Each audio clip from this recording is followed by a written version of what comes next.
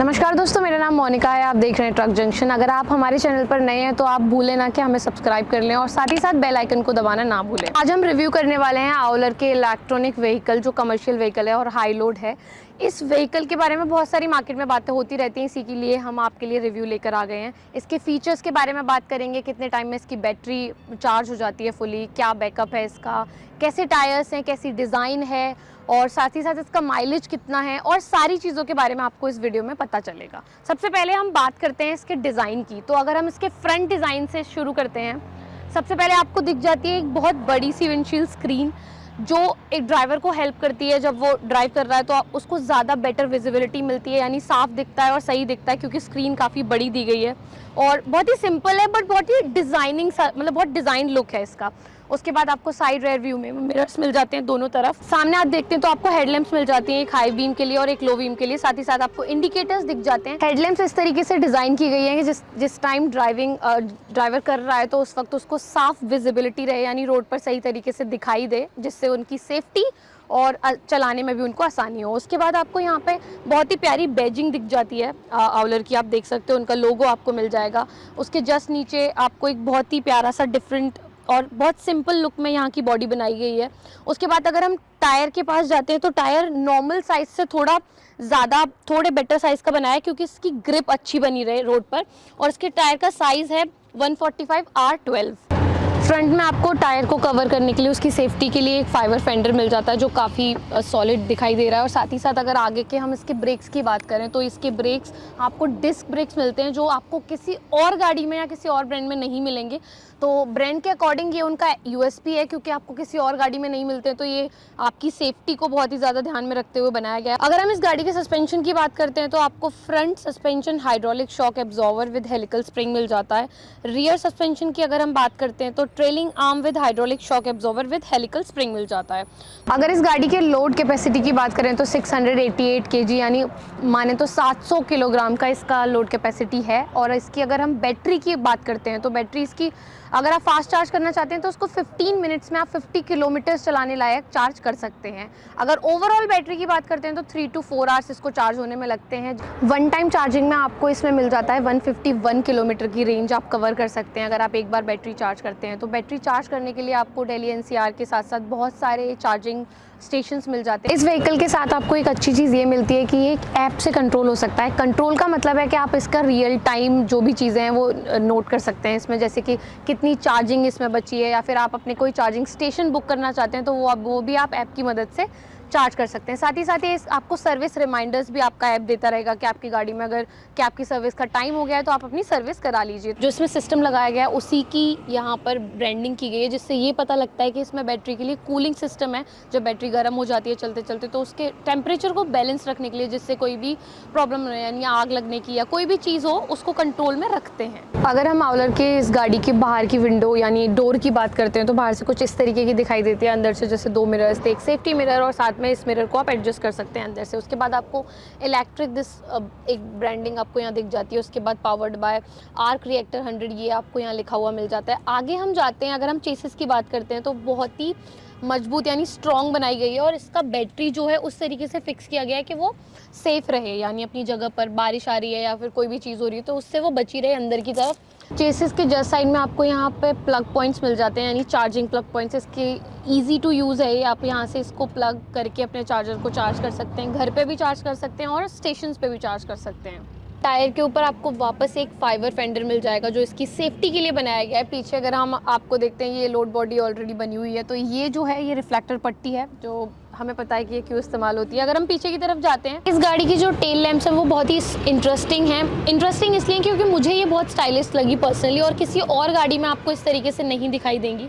तो इसकी जो टेल लैंप है उनमें ज़्यादातर एलईडी लाइट का इस्तेमाल किया गया है। लाइट्स के जस्ट पास अगर बीच में आप देखेंगे तो यहाँ पे आपको स्पेयर व्हील मिल जाता है। उसके जस्ट ऊपर अगर हम इसको ओपन करके देखते हैं कि इसकी लोड बॉडी कैसी दिखाई देती है, तो इतना स्पेस आपको इसमें मिल जाता है, जो 688 kg के लिए आई गेस बहुत इनफ है। अगर इसकी सीटिंग कैपेसिटी की बात करें तो इसको ड्राइवर प्लस कार्गो सीटिंग आपको मिल जाती है। स्टीयरिंग सिस्टम आपको हैंडल बार मिलता है।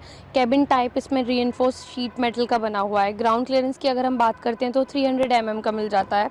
ट्रैक विद इसमें आपको 1270 mm की मिलती है।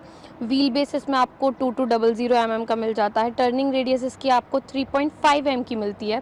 जो इसकी ग्रेडेबिलिटी है वो 21% या फिर आपको 9.45 डिग्रीज़ में मिल जाती है। ओवरऑल लेंथ इसकी आपको 3400 mm की मिलती है।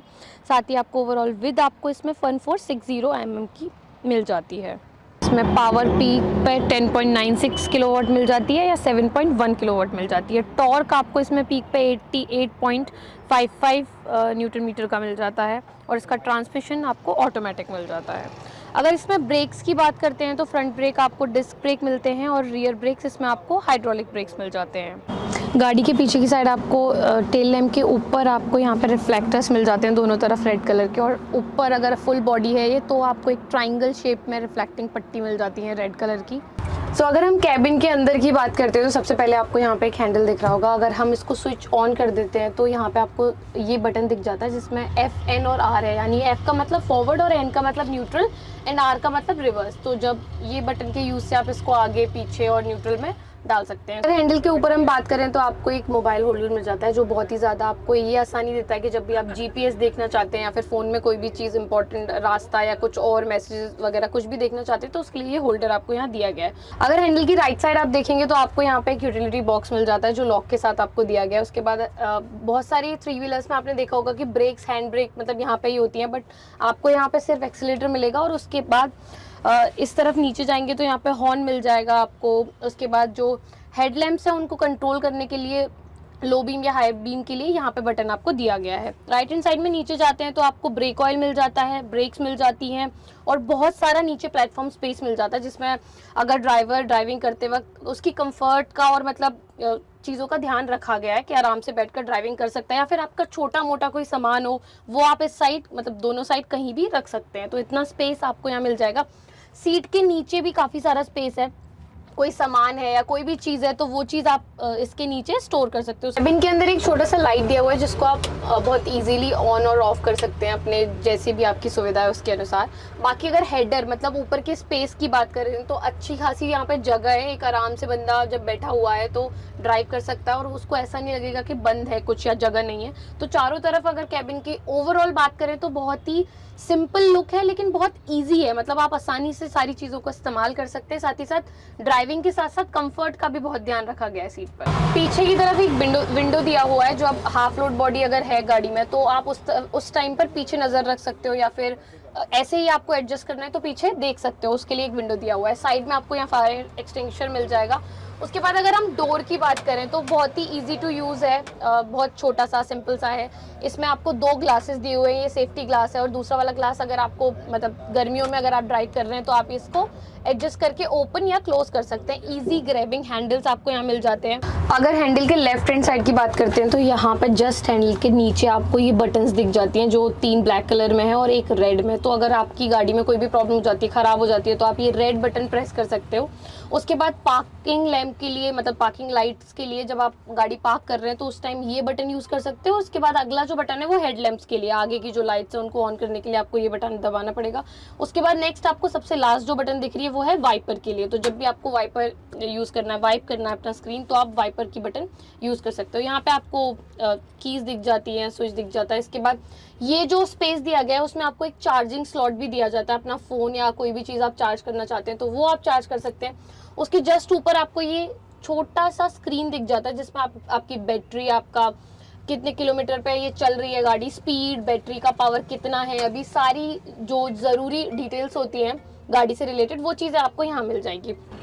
गाड़ी की जस्ट साइड में आपको एक कंप्लाइंस प्लेट मिल जाएगा जिसमें आप model number, model name, chassis number, motor ID और जब भी जहाँ पे भी ये बनी है उस चीज़ की लोकेशन आप पता कर सकते हैं। साथ ही साथ इसके लिए एक खास बात मुझे ये भी पता चली कि अगर आपकी गाड़ी पर ये प्लेट नहीं होगी तो आपकी गाड़ी का चालान हो सकता है। कंपनी की तरफ से आपको हाफ बॉडी और फुल बॉडी के दोनों ऑप्शंस मिल जाते हैं। जो फुल बॉडी यानी ये जो बॉडी है ये ज़्यादातर आपको ई-कॉमर्स वाली चीज़ों के लिए इस्तेमाल करते हुए दिखाई देगी, जैसे पार्सल्स हो गए या फिर किसी भी चीज़ की डिलीवरी होगी तो उसके लिए ये यूज़ होता है। बाकी ओपन जो होती है जिसमें ओपन बॉडी होती है वो ज़्यादातर सिलेंडर्स या फिर दूसरी टाइप की चीज़ों के लिए यूज़ होता है। इस गाड़ी में आपको 4 ऑप्शंस मिल जाते हैं, या तो आप फुल बॉडी इसको खरीद सकते हैं, या फिर आप इसको हाफ बॉडी में खरीद सकते हैं, या फिर आप इसको फ्लैट बॉडी में खरीद सकते हैं, या फिर आप इसको डेक लेंथ में खरीद सकते हैं। तो ये 4 ऑप्शंस आपको कंपनी देती है। आप अपने काम और अपनी सुविधा के अनुसार जो भी ऑप्शन आप लेना चाहते हैं वो आप इसमें खरीद सकते हैं। तो जैसे इस ब्रांड की टैगलाइन है कि बिग कमाई मीट्स बिग बचत, यानी कि अगर आप ज़्यादा कमाएंगे तो आपकी ज़्यादा बचत होगी, उस हिसाब से ध्यान में रखते हुए इस व्हीकल को बनाया गया है। आई होप आप लोगों को ये रिव्यू पसंद आया होगा। आप अपना फेवरेट पार्ट हमें कमेंट करके बताएं। साथ ही अगर आप कोई और